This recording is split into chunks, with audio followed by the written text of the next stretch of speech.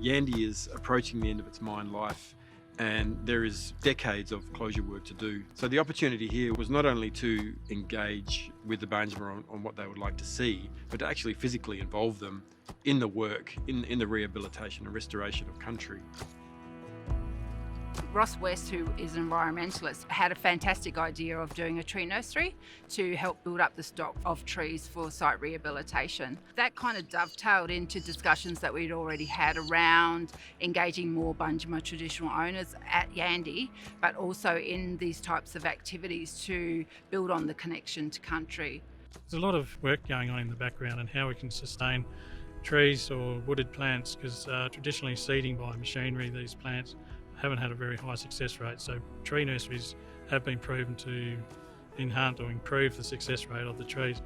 Ross and I took the concept to the GM, and his support basically turbocharged the project, and it enabled us to go from an initial thought around 2 trainees over 5 years to, we're now planning 12 trainees for this financial year.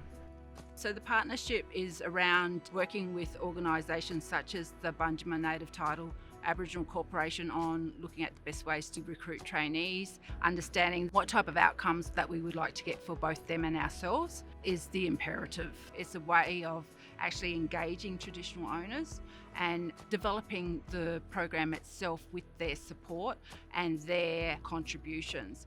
Currently got 600 seedlings in our nursery now.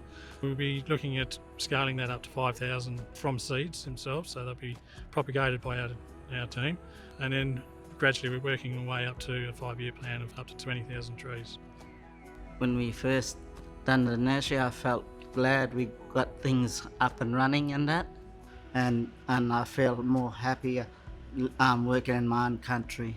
There's more trees are growing around it, and that's Mother Nature's coming back now to heal the country. This project is entirely funded by the closure provision at Yandi. Ultimately, the benefit here is we're doing it progressively and doing it sooner.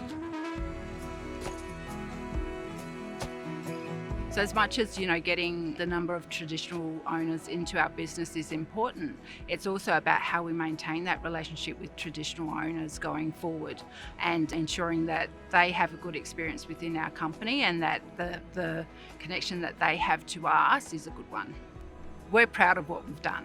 We've had a lot of lessons that we've learned, and it hasn't always been an easy journey, but it's something that we believe is important.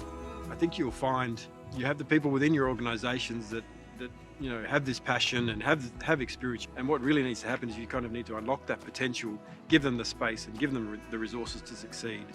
And when that happens, when you have motivated people doing something they're passionate about, the results are often fantastic for everyone.